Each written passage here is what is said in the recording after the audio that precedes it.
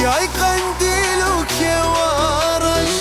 لە پشتی تۆن وەکو پۆڵە تۆ شاری شەهیدانی بۆ ئازادی گەل شێری هەموانی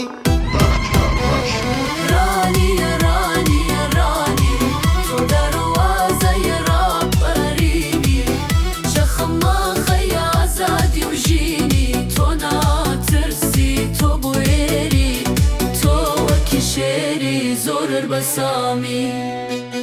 هەر بژی شاری شارانم بۆکی سروشتی کوردستانم